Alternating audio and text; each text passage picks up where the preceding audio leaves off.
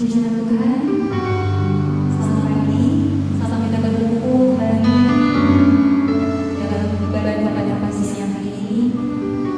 Saya tidak percaya dimanapun kita berada, dimanapun kita berada, pasti dalam keadaan baik, karena kita memiliki Tuhan yang baik, sangat baik dan amat baik.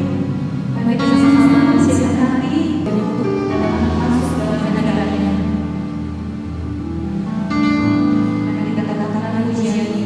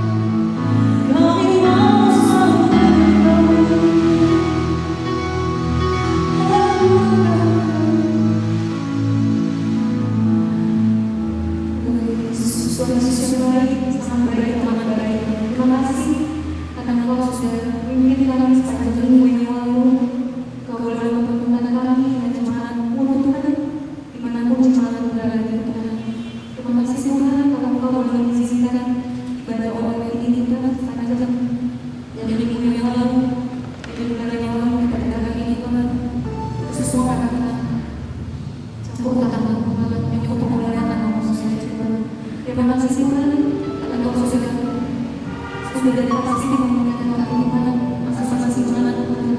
Bahasanya kami akan terus memuji dan kami akan mendengarkan kebenaran firman Tuhan. Tuhan memberkati, Tuhan memberkati semua pelayan-pelayan Tuhan yang percaya kepada Tuhan. Yang akan terus Tuhan, apapun yang kami pujian, terlebih dahulu yang percaya untuk membawa dalam firman Tuhan. Terima kasih Tuhan. Ampuni segala dosa kami Tuhan.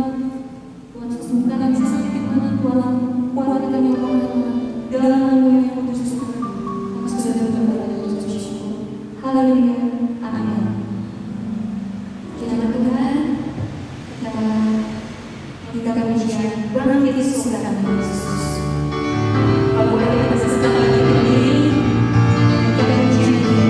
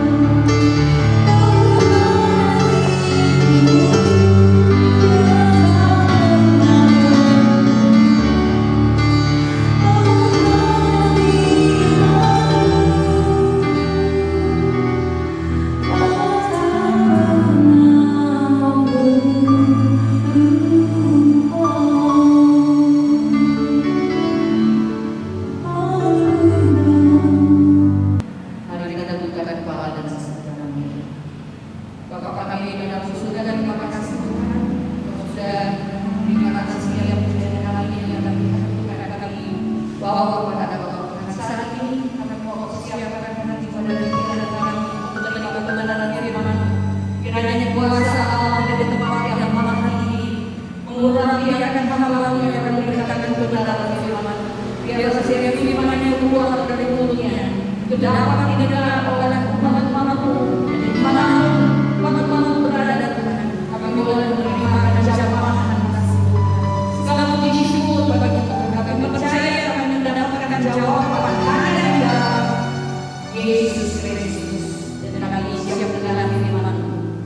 Kami percaya berapa turun dan pada waktu firman disampaikan kita dapat jatuh di tanah yang subur dan kami dapat tumbuh dengan kuat dalam pengimanan harapan kami kepada Tuhan. Di dalam nama Tuhan Yesus Kristus kami siap mendengar firman-Mu. Semua yang siap mendengar firman katakan amin. Haleluya. Haleluya, puji Tuhan. Selamat berjumpa kembali dalam kasih Tuhan Yesus Kristus. Semua karena anugerah Tuhan.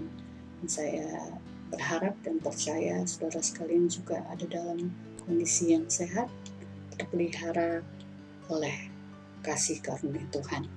Hari-hari ini kita sedang mempersiapkan diri untuk menghadapi normal di mana kita dapat beribadah kembali.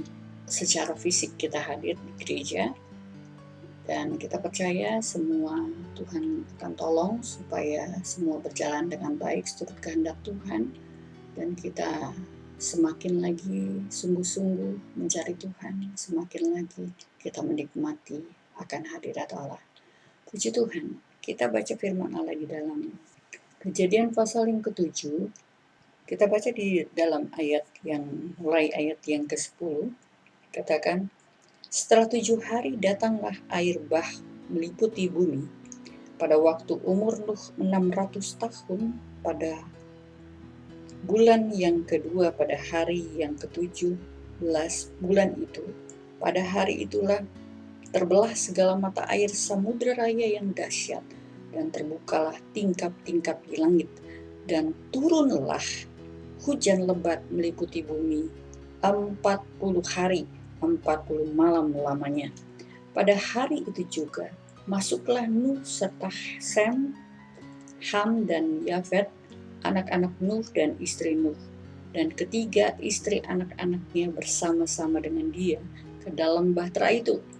Mereka itu dan segala jenis binatang liar dan segala jenis ternak dan segala jenis binatang melata yang merayap di bumi dan segala jenis burung, yakni segala yang berbulu, bersayap, dan segala yang hidup dan bernyawa. Datanglah sepasang mendapatkan Nuh ke dalam bahtera itu. Dan yang masuk itu adalah jantan dan betina dan segala yang hidup, seperti yang diperintahkan Allah kepada Nuh. Lalu Tuhan menutup pintu bahtera itu di belakang Nuh.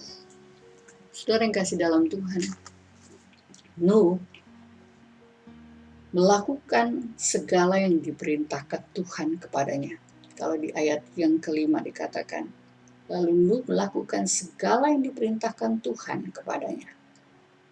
Usia 600 tahun bukan usia yang muda, tetapi Nuh percaya kepada Tuhan. Tidak dikatakan dalam firman Allah bahwa dia berbantah-bantah dengan Allah, tetapi Nuh melakukan dengan taat apa yang Tuhan perintahkan kepada dia. Nuh berserta dengan seluruh keluarganya, baik istri, anak-anak, dan anak mantunya, masuk ke dalam bahtera, dan hewan-hewan yang ada di bumi sebagaimana yang diperintahkan oleh Allah, sepasang-sepasang. Hewan yang haram dalam firman Allah dikatakan di ayat yang kedua, satu pasang jantan dan betina, sementara yang tidak haram itu 7 pasang. Dan ini dilakukan oleh Nuh. Dia melakukan apa yang Tuhan inginkan dan dilakukan dengan taat.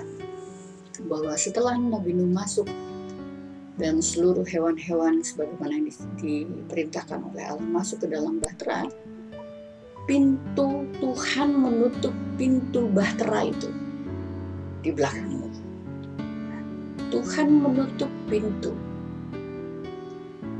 Ini dilakukan oleh Allah sendiri. Tidak mungkin Nuh dapat menutup pintu itu, karena kalau kita perhatikan bahwa semua hewan yang ada di muka bumi pada waktu itu masuk ke dalam bahtera, sepasang dari mereka. Dan hewan-hewan yang ada di muka bumi, kalau sekarang yang besar misalnya gajah, yang tinggi jerapah, itu ukurannya besar. Dan melihat akan ukuran bahtera yang diperintahkan oleh Tuhan yang demikian rinci, mana panjangnya 300 hasta, itu setara dengan kalau satu hastanya 45 cm, berarti panjang bahtera tersebut kurang lebih adalah 135 meter. Ya. Sementara tinggi atau lebar dari bahtera tersebut 50 hasta dan tingginya 30 hasta. Dan pintu di mana hewan-hewan besar itu dapat masuk tentunya bukan pintu yang kecil, ya. Sehingga diperlukan pintu yang besar.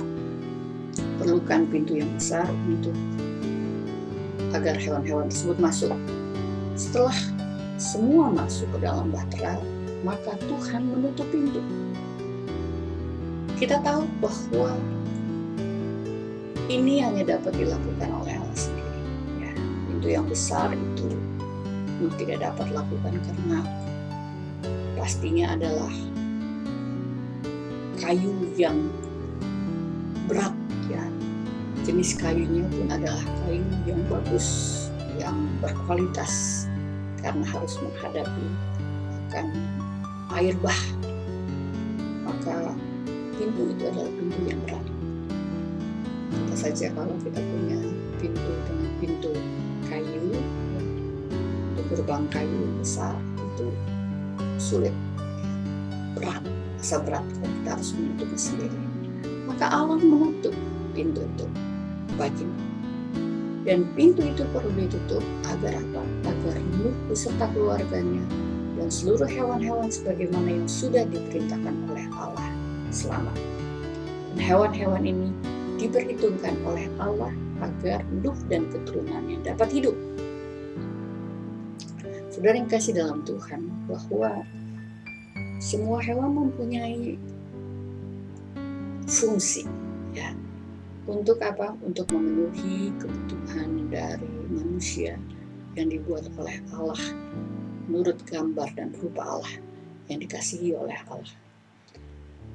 Dan kalau kita pelajari bahwa sekecil apapun hewan itu, dia mempunyai fungsi dalam ekosistem dunia.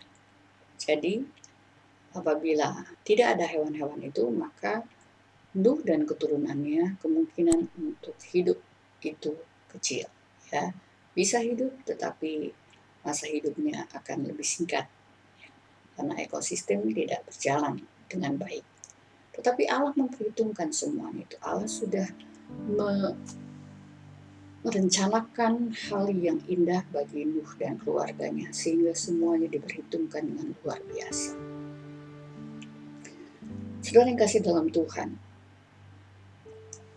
waktu Allah menutup akan pintu itu, maka tentunya semua yang ada di dalam bahtera itu, mereka semua selamat. Betul ya saudara ya? Yang ada di dalam bahtera, mereka selamat. Sementara yang berada di luar bahtera, itu habis oleh air bah. Kita melihat dalam firman Allah bahwa gunung pun tertutup. Ya, tidak ada lagi kehidupan yang ada di atas muka bumi selain yang ada di dalam bahtera.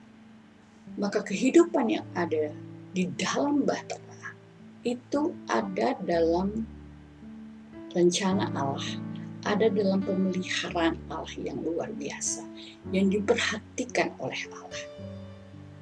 Dan kita tahu pada waktu Nuh membangun bahtera, memang tidak disebutkan secara rinci dalam firman Allah, tetapi membangun bahtera dalam waktu yang singkat.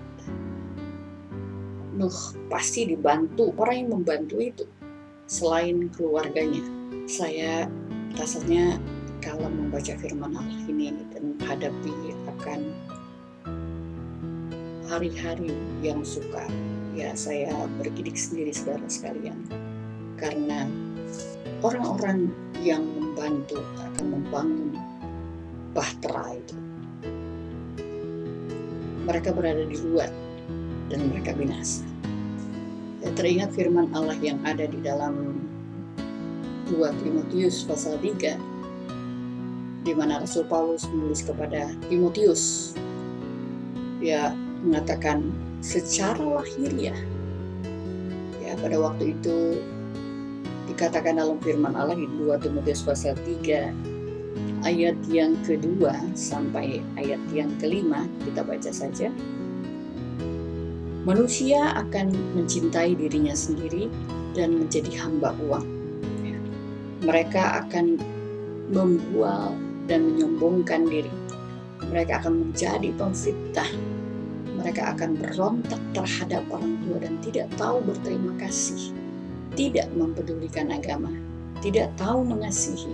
Tidak mau berdamai. Suka menjelekkan orang. Tidak dapat mengekang diri.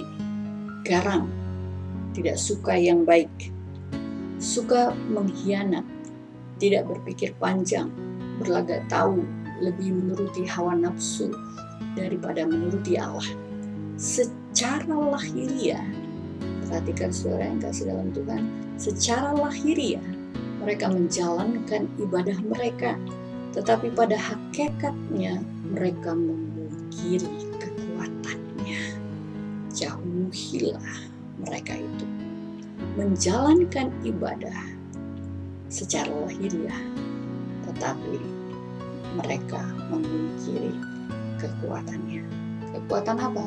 Di dalam Yesus Kristus. Kalau hari-hari ini kita sedang dalam tahap persiapan untuk menghadapi akan new normal, ya, yang merupakan sebuah tatanan baru dari masyarakat kita, ya, dan juga masyarakat dunia, di mana situasinya sangat berbeda, ya, kondisinya sangat berbeda dengan sebelumnya.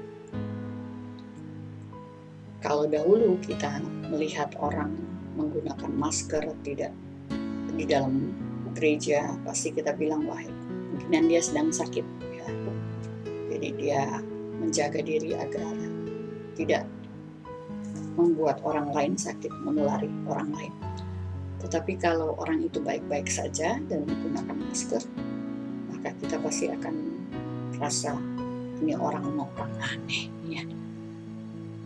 Dan kalau orang menggunakan face shield, apalagi di dalam gereja kita menggunakan masker, menggunakan face shield pada waktu yang lalu, maka orang akan melihat wah ini orang udah stop, ya, bahasa Spanyolnya bilang, ya, sudah aneh. Bahasa lainnya katakan abnormal, tidak normal. Kalau dahulu sempat, ya bukan dahulu tetapi beberapa waktu yang lalu, sewaktu mulai akan pandemi ini, dan kita dengar ada gereja yang memberikan salam dengan cara yang berbeda, ya, baik seperti ini ataupun seperti ini, ya. Lalu kita agak mungkin dengan sinis atau kita tertawa, rasa aneh, ya, ngapain juga sih mungkinnya di dalam hati, ya, termasuk saya sebetulnya pada waktu itu. Dan kenapa? Karena pada waktu itu adalah situasi di mana kita menganggap bahwa pandemi ini bukan suatu hal yang perlu kita sampai membuat suatu cara yang berbeda dengan sebelumnya. Tetapi ternyata kemudian kita tidak dapat lagi bersalaman sebagaimana biasanya, dan sudah diatur oleh pemerintah, dan kita tidak dapat beribadah sebagaimana biasanya. Artinya apa, saudara? Artinya situasi yang dahulu bagi kita adalah abnormal, situasi yang tidak normal, yang aneh, kemudian menjadi suatu kondisi yang normal, tatanan baru yang mau tidak mau harus dijalankan apabila kita mau menjaga diri kita dan juga orang lain.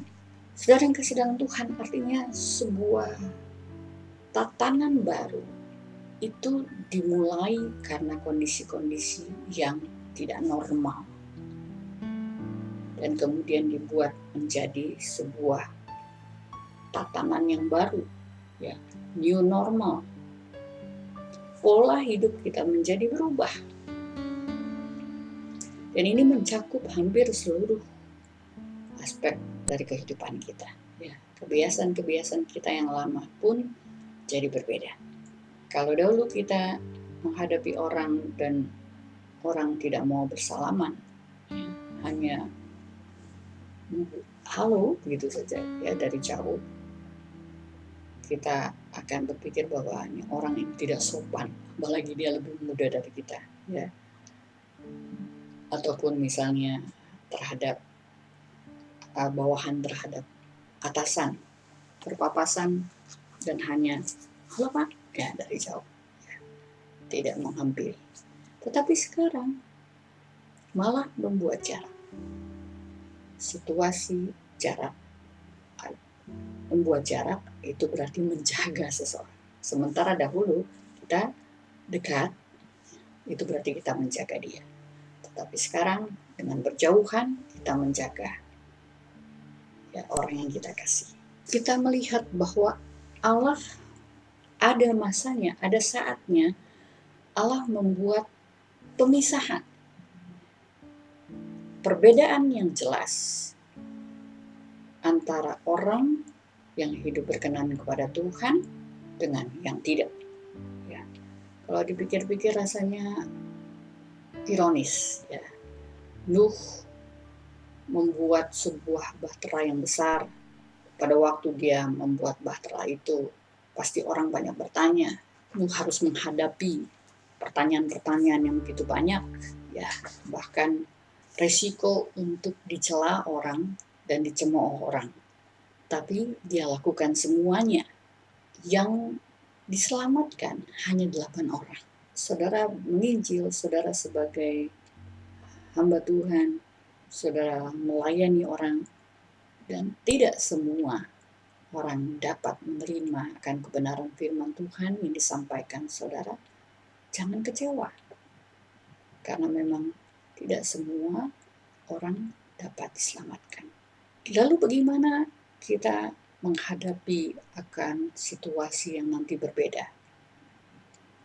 Sebagai orang percaya, saya boleh katakan bahwa new normal, tatanan baru dari kehidupan orang-orang pada umumnya, maka sebagai orang percaya, saya lebih suka menyebutnya sebagai bar hope, ya. Biasanya ini saya untuk memudahkan, untuk mengingat, saya membuat singkatan-singkatan era baru kehidupan orang percaya. Keluar dari bahtera pada waktu bahtera dibukakan dan Nuh hidup bersama-sama dengan keluarganya di sebuah dunia yang baru, kehidupan yang baru. Saya percaya bahwa pada era baru kehidupan orang percaya, kita pun perlu untuk merubah segala sesuatu yang tidak berkenan kepada Allah di kehidupan kita yang lama, agar hidup kita mulai saat ini bukan hanya tatanan baru dalam kehidupan bersosial dengan masyarakat, tetapi kita pun berubah sikap kita, cara pandang kita yang tidak berkenan kepada Allah, supaya kita hidup berkenan kepada Tuhan. Sebagaimana Nuh yang kalau kita pelajari dalam firman Allah, Nuh hidup berbeda dengan orang pada kebanyakan. Dia hidup berkenan kepada Tuhan. Di ayat yang pertama dari pasal 7 tadi dikatakan bahwa lalu berfirmanlah Tuhan kepada Nuh, masuklah ke dalam bahtera itu engkau dan seisi rumahmu, sebab engkaulah yang kulihat benar. Yang pertama, hidup benar, sekalipun berbeda dengan orang pada umumnya. Kemudian yang kedua adalah dia bergaul dengan Allah. Kita baca di dalam Kejadian pasal yang ke-6, ayat yang ke-9 dikatakan, inilah riwayat Nuh. Nuh adalah seorang yang benar dan tidak bercela di antara orang-orang sezamannya. Dan Nuh itu hidup bergaul dengan Allah. Dia berarti dia dekat dengan Allah. Jadi standar kita, standar hidup sebagaimana yang Nuh lakukan adalah bukan standar hidup orang banyak. Ya. Hidup orang pada umumnya. Bagi orang lain, Nuh abnormal. Abnormal dengan tulisan AB itu beda, ya, aneh, ya, lain pada umumnya. Tetapi bagi Allah, hidup Nuh itu berkenan kepada Tuhan. Itu berarti abnormalnya adalah dengan UP, ya, up, di atas rata-rata cara hidup orang pada kebanyakan. Ya, sekarang ada restoran dengan judul itu, ya, tapi saya tidak berpromosi. Hanya sempat berpikir bahwa ini sebuah nama yang bagus, ya, karena maksudnya mungkin orang kalau mendengarnya akan mendengarnya sebagai up, ya, A dengan AB, tetapi ini tulisannya dengan UP, berarti di atas dari kenormalan yang ada. Dan kita sebagai orang percaya pun kita hidup dengan cara yang berbeda. Hidup bergaul dengan Allah dan hidup benar, ya. Kebenaran pada orang pada kebanyakan belum tentu benar bagi orang percaya. Cukup banyak orang yang ingin mencari kebenaran, ya, bahkan cari firman yang fresh, firman Tuhan yang fresh. Tetapi kita mencari kebenaran sebenarnya, tetapi jangan sampai kita terjerembab dalam situasi di mana kita menganggap itu sebagai suatu hal yang baik, tetapi tidak baik. Ya, salah satu contoh misalnya adalah seorang tokoh yang cukup dikenal, ya, oleh masyarakat dan salah seorang sahabat saya yang sering kali bertemu dengan orang-orang yang punya kedudukan yang baik, yang penting, ya. Dan ya seperti saya tidak terlalu suka dengan foto, ya, foto bersama, atau kalau saya lebih sering lupa, ya, mengabadikannya.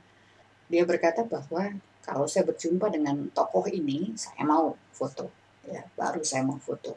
Bagi saya pribadi, saya katakan kalau saya tidak. Karena apa?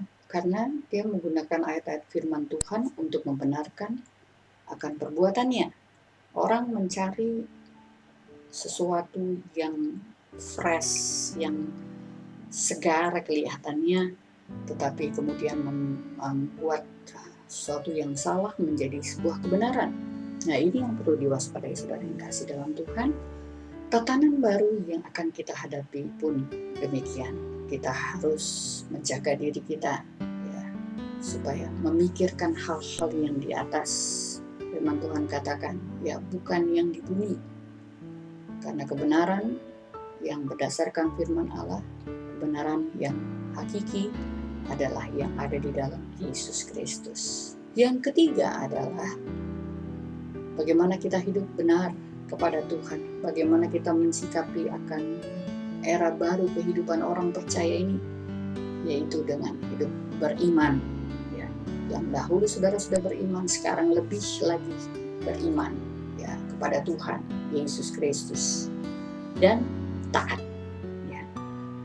Yang ketiga dan keempat, bisa juga disatukan karena di ayat Ibrani pasal 11 ayat yang ke-7 Ibrani 11 ayat yang ke-7 dia katakan, karena iman, maka Nuh dengan petunjuk Allah tentang sesuatu yang belum kelihatan, dengan taat mempersiapkan bahtera untuk menyelamatkan keluarganya. Dan karena iman itu, ia menghukum dunia dan ia ditentukan untuk menerima kebenaran sesuai dengan imannya. Suatu hal yang luar biasa akan ketaatan Nuh. Ketaatannya didorong oleh kerinduannya akan keselamatan bagi seluruh keluarganya. Tentunya pada waktu berada di dalam bahtera itu ada dua perasaan Nuh, antara senang di mana seluruh keluarganya selamat, tetapi juga ada saat di mana waktu air bah itu naik dan dia tahu bahwa orang-orang yang dikenal mereka tidak selamat. Tetapi Nuh dan keluarganya selamat. Jadi kalau saudara yang kasih dalam Tuhan akan berpikir bahwa Nuh selamat karena perbuatannya itu kurang tepat.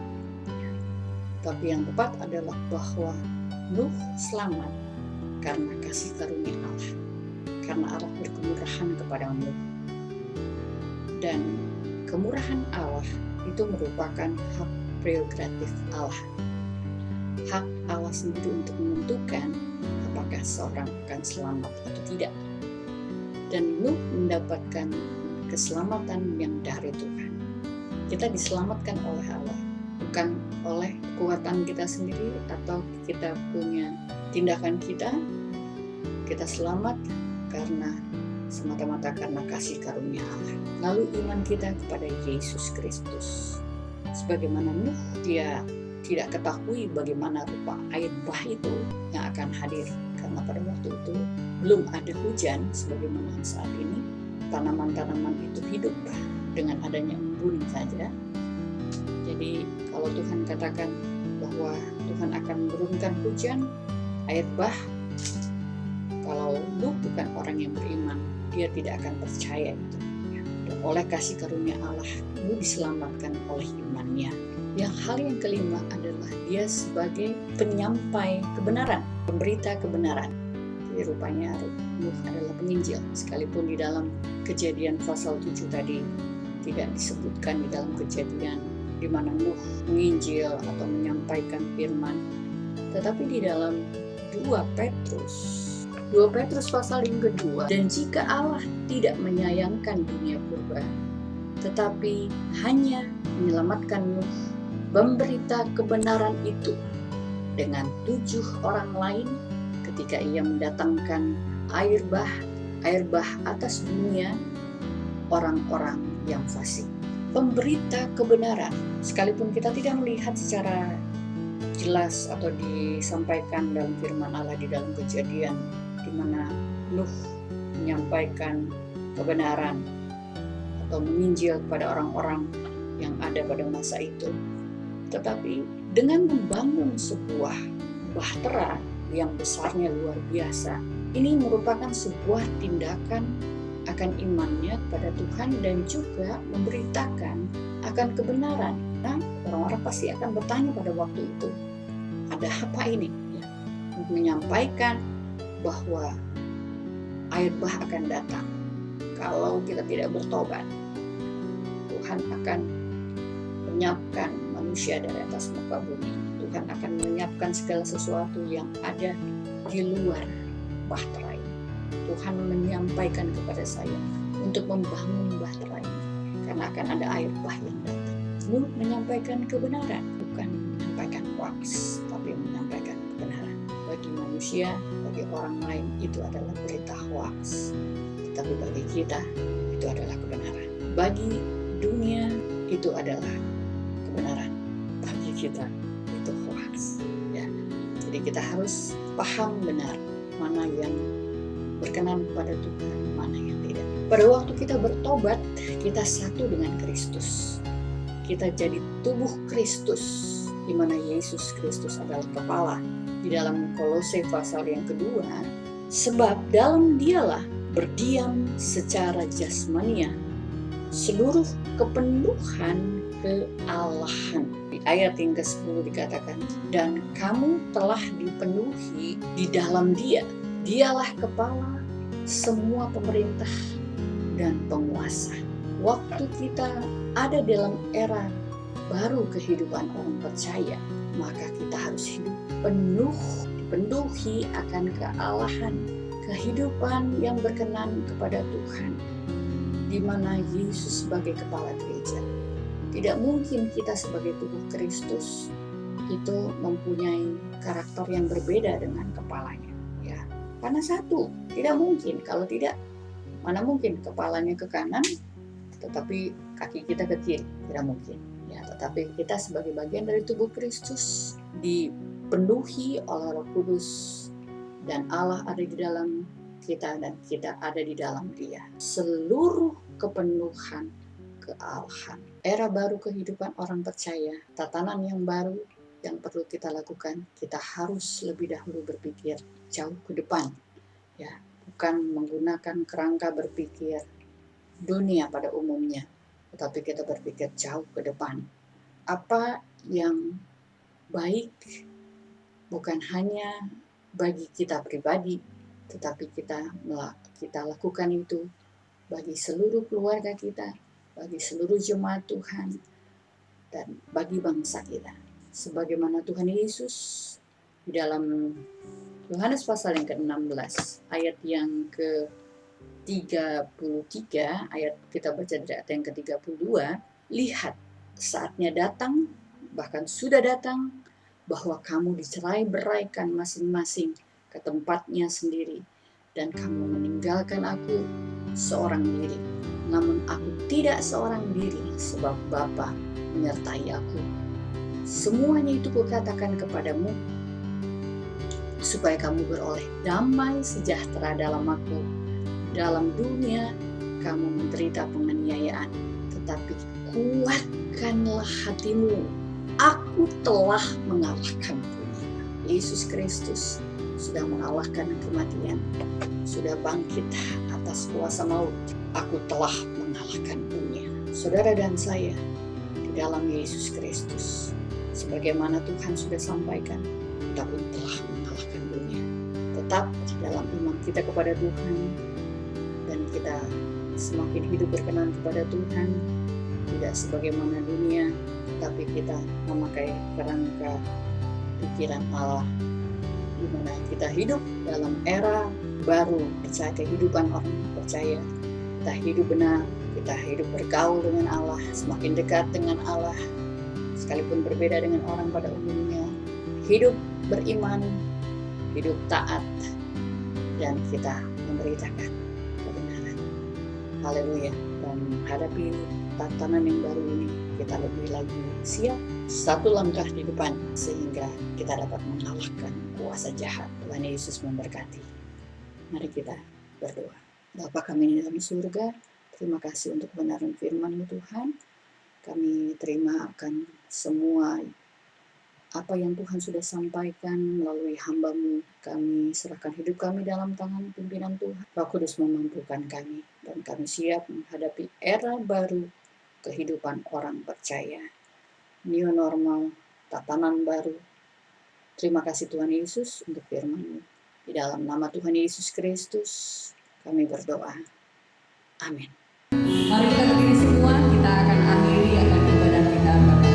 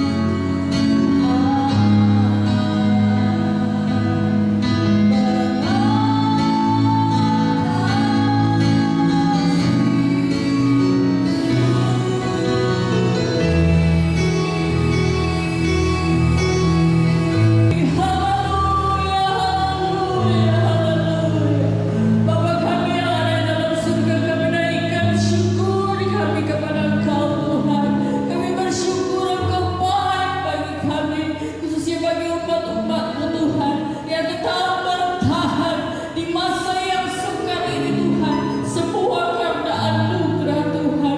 Terima kasih Tuhan kalau kami saat ini boleh berada di hadapan hadirat-Mu, menaikkan syukur kami kepada Engkau Tuhan. Biarlah setiap pujian yang kami naikkan kepada Engkau dapat menjadi dupa yang harum ke hadapan hadirat-Mu.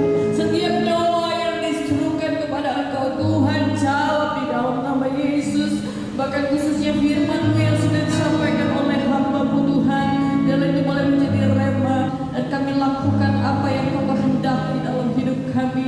Kami jalankan dengan sukacita di dalam nama Tuhan Yesus Kristus. Terima kasih Tuhan, terima kasih hamba-Mu berdoa bagi setiap hamba-hamba-Mu yang berbagian dalam pelayanan pada hari ini Tuhan. Baik hamba-Mu Stanley, baik hamba-Mu Tuhan, berkati kehidupan mereka. Apa yang menjadi harapan, cita-cita, rencana mereka ke depan kami serahkan dalam tangan-Mu Tuhan. Berkati dalam segala hal, dalam setiap langkah, menjauhkan dari segala mara bahaya, dan Tuhan juga memberkati akan keluarga mereka.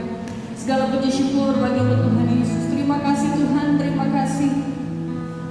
Kami berdoa bagi pemerintah kami, baik pimpinan pusat sampai ke daerah, Tuhan, Presiden, Wakil Presiden, Menteri-Menteri kami, semua di lembaga-lembaga tinggi negara, para aparat keamanan, TNI, Polri, semua Tuhan, mampukan mereka Tuhan, melaksanakan dengan penuh tanggung jawab akan tugas dan kewajiban mereka Tuhan. Mampukan bangsa kami Tuhan, Tuhan, untuk menghadapi hari-hari ini Tuhan. Dan kami percaya Tuhan, Engkau yang memampukan pemerintahan kami dan juga setiap elemen di pemerintahan ataupun setiap lapisan masyarakat Tuhan. Engkau persiapkan kami Tuhan menghadapi akan new normal nanti Tuhan. Tolong kami semua Tuhan, agar kami benar-benar taat. Dan kami percaya Tuhan yang meluputkan kami dari segala mara bahaya. Kami serahkan hidup kami dalam tangan Tuhan. Terima kasih Tuhan Yesus. Terima kasih. Berkati mereka yang sudah membawa korban milik-Mu di dalam rumah-Mu. Bukakan tingkap-tingkap di langit sebagaimana janji firman-Mu. Dan kami percaya Tuhan memberkati hidup mereka. Dan juga semua yang sudah berkorban bagi Engkau Tuhan. Persembahan yang diberikan yang terbaik bagi Engkau dengan penuh sukacita. Maka Tuhan pun memberkati akan umat-umat-Mu di dalam nama Tuhan Yesus Kristus. Segala puji syukur bagi-Mu Tuhan. Diserahkan hidup kami dalam tangan dan pimpinan Tuhan. Terima kasih Tuhan. Organisasi GPDI dan semua Tuhan para pimpinan Tuhan Yesus, mampukan juga berikan yang terbaik dalam kehidupan ini untuk membantu setiap elemen di dalam organisasi, dalam instansi dimanapun Tuhan kami berada, kami boleh menjadi berkat. Segala puji syukur bagi-Mu Tuhan. Terima kasih. Kami akan terima berkat Tuhan. Mari kita angkat tangan kita ke atas, kita terima berkat Tuhan. Tuhan memberkati dan melindungi Engkau. Tuhan menyinari Engkau dengan wajah-Nya dan memberi Engkau kasih karunia. Tuhan menghadapkan wajah-Nya kepadamu dan memberi Engkau damai sejahtera. Terimalah berkat dari Allah Bapa dalam surga, kasih dan kemurahan dari Tuhan Yesus Kristus Anak yang tunggal, persekutuan serta pimpinan dari kuasa Roh Kudus menyertai memimpin kita semua saat ini sampai Tuhan Yesus datang kembali. Di dalam